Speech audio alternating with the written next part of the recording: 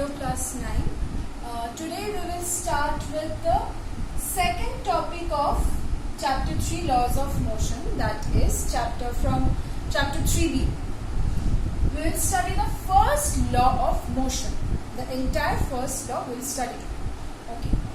So let's start with the thing that we have done what is force everything. Suppose if this board is at rest. Now this board is at rest, and when we want to move this board, we have studied that we need to apply some force. Then it will start moving. Right?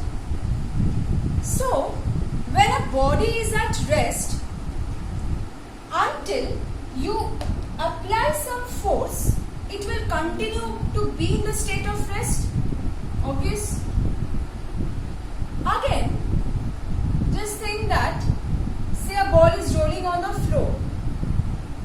Had there been no frictional force, then the ball would have kept on rolling forever. If there was no frictional force to oppose the motion, after some time, just we know that the ball will come to a stop. It would have not taken place.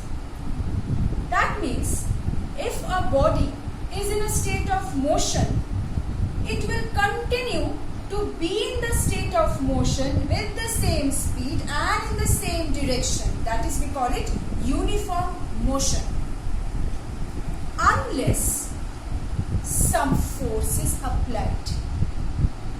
So Newton gave his first law of motion. Newton's first law of motion therefore comes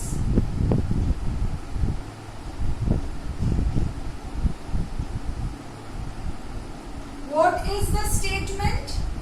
You have to know the statement of Newton's first law of motion. What is the statement? That if a body is in a state of rest,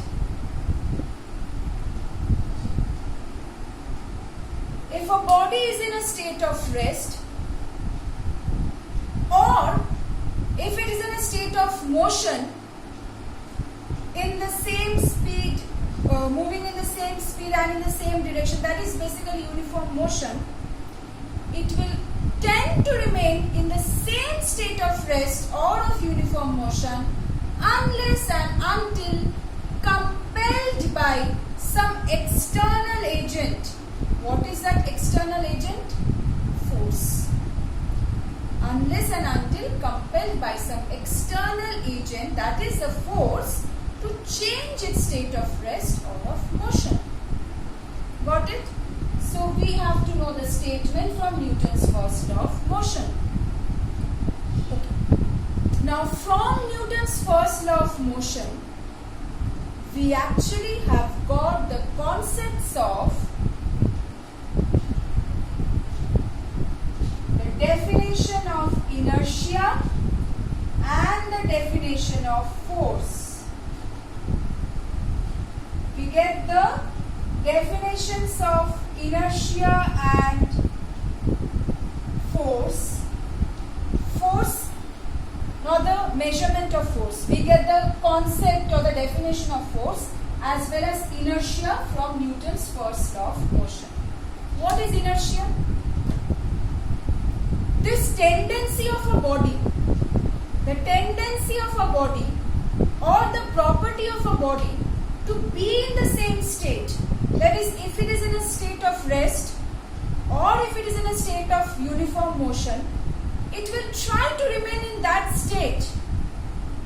That tendency of the body, by which it tends to remain in the same state of rest or of uniform motion unless it is compelled by some external force to change its state of rest or of motion.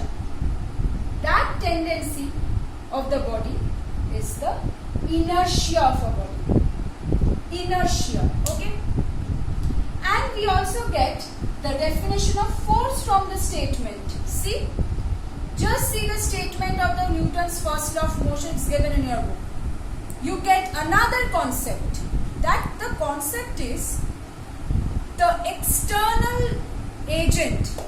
The external agent which tries to change the state of rest or of uniform motion of a body is known as force. The statement itself gives us two definitions. Definition of inertia and definition of force. Okay? So you have to know all this.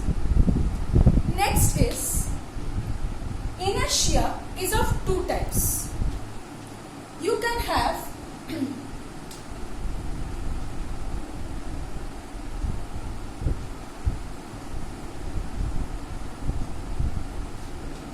first of all, I'll just speak about one concept. Say you have a cricket ball and a tennis ball. Now both are at rest. You're pushing them with the same force. You will find that the cricket ball will acquire much less velocity than the tennis ball. Which one is heavier? Cricket ball is heavier than a tennis ball. So, in order to change the state of rest, in order to change the state of rest for the cricket or tennis ball, we find it more difficult for which one? For the cricket ball. Similarly, if cricket ball and tennis ball are moving with same speed, say, you will find that when you are trying to stop a cricket ball or a tennis ball, you will find stopping a cricket ball will be difficult for you. That means you will have to apply more force. That means, see, from the two cases, more is the mass, more is the tendency of the body to be in the same state as it was. It does not want to change the state of rest or of uniform motion so easily. That means we need to apply more force here. That is why we say mass is the measure of inertia.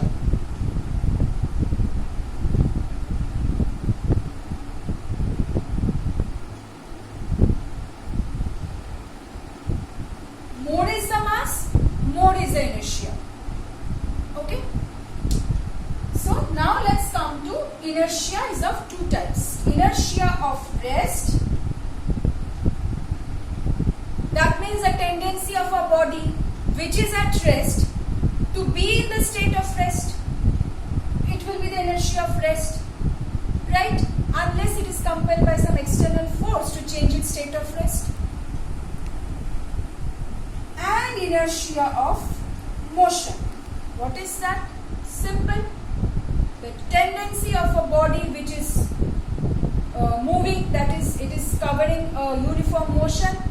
Its tendency to be in the same state of motion unless it is compelled by some external force to change its state of motion. That is inertia of motion then. So we will study few examples of inertia of rest and of inertia of motion. So the first one you have, okay, suppose you are standing in a bus and or say you are sitting in a car, whatever, and suddenly the bus starts or the car starts. You will find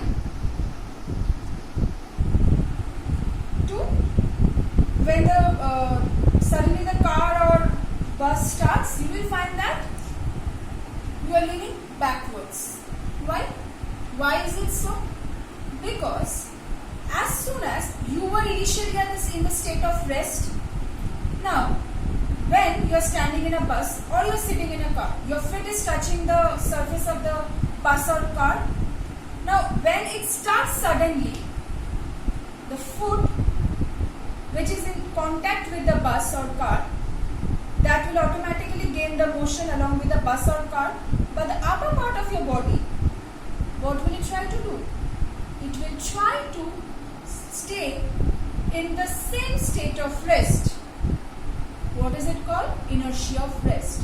So therefore, due to the inertia of rest, it will try to stay in the same state of rest. As a result, my leg is moving forward, but my upper part of the body, which tries to stay in the state of rest due to inertia of rest, you will find that you are leaning backwards.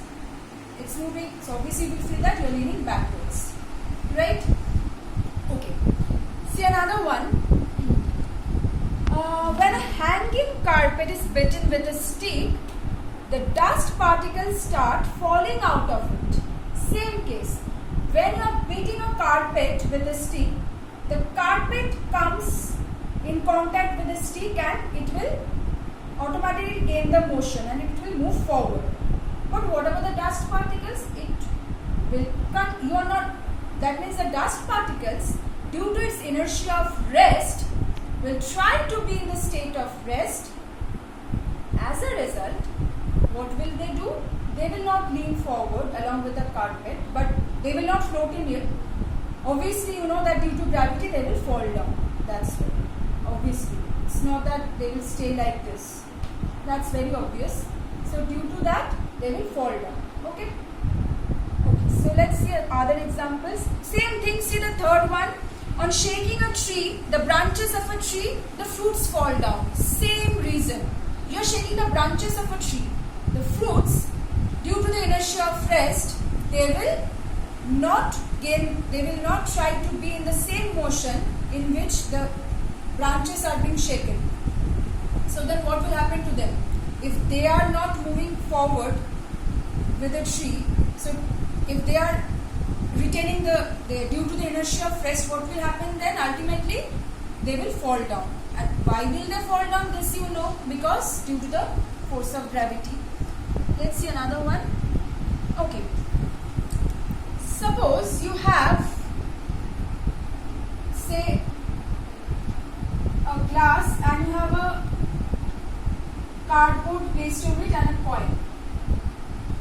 If you strike carefully, just to remove this cardboard, you will find the cardboard slips away and the coin falls down. Why? Same reason. Cardboard slips away because you have given a force to the cardboard, so it acquires a motion due to the force you have applied. What about the coin? It was initially at rest, so due to the inertia of rest, it will try to be in the state of rest. And since you have applied the force to the cardboard, it is moving away, but the coin due to the inertia of rest is not moving away along with it, but instead is staying here.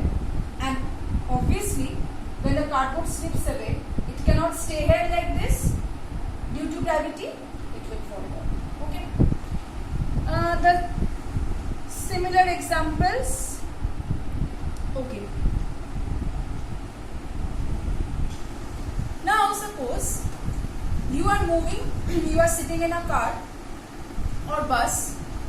Suddenly you will find when the brakes are applied, what have you noticed? You lean forward. You have noticed that, right? Why is it so? See, you were initially in the moving car or bus. Suddenly the brakes were applied, you lean forward. Why? Your foot again now this time was in contact with the bus. The bus has stopped, the foot will acquire the same thing, that it will also in contact with the floor of the bus or car, whatever, it will also come, it will be in a state of rest. But the upper part of the body, it was not in direct contact with the moving bus or train. What will it again do? Inertia of, this time inertia of motion. Bus or car was moving forward, so the upper part of the body will retain the inertia of motion. Inertia of motion. So that is why even when the foot has acquired, that means the foot in contact with the bus or car, the floor of the bus or car, will be in the state of rest. The upper part of the body, due to the inertia of motion, will actually lean forward. That's why. It just leans forward due to the inertia of motion. Then suppose if from a moving train a passenger jumps. It is said that when a passenger jumps from a moving train, just after he jumps, if he runs for a while in the same direction in which this train is moving, he won't fall. Why? See the same thing. The passenger is jumping off. His feet is touching the ground. It's coming to stop. But the upper part of the body, it will lean forward. Why? Inertia of rest. It was in the moving bus or train. I'm speaking about a moving train. So it's a train. It will retain the inertia of rest because it was inertia of motion because it was in a moving train. So that now just see, if a passenger jumps and starts running in the same, immediately starts running in the same direction in which the train is moving, it will not, due to the inertia of rest, he will not fall down there. Okay. Another example. Say you are moving in a train. Okay. And you say throw a ball upwards. You will find that when the ball falls down, you won't miss the catch. Why? The ball, when you throw upwards, the ball will retain what? Inertia of motion. So it will move along it will move in the same time interval, the same direction in which the train is moving. Right? So basically, it's along the same straight line. So even if you're throwing a ball upwards along the train, you are also in the motion. That means just imagine the point that when you are throwing the ball, the train is moving, along with it you are also moving, and when you are throwing a ball upwards, due to the inertia of motion of the ball will move forward, and ultimately it will move forward due to what? Inertia of motion, and ultimately after few distance it has covered, it will fall down due to its own weight. Obviously due to the gravity it will fall down. So you won't miss the catch. So just go through the examples of inertia of rest and inertia of motion from your book. Go through all the examples. See if you have any doubt. Obviously you can ask me. Okay, so that's all from this chapter. The first law of motion, we have covered the statement. Then we can get from the statement of Newton's first law of motion two definitions. Definition of inertia, definition of force. Definition of inertia also, we have two types of inertia of rest and inertia of motion. Examples we have learned, and a small fact which I have done with you is mass is a measure of inertia. So this covers the 3B chapter entire. Go through the parts, different parts, and see if you have any doubts, please ask me. Okay, that's all for today.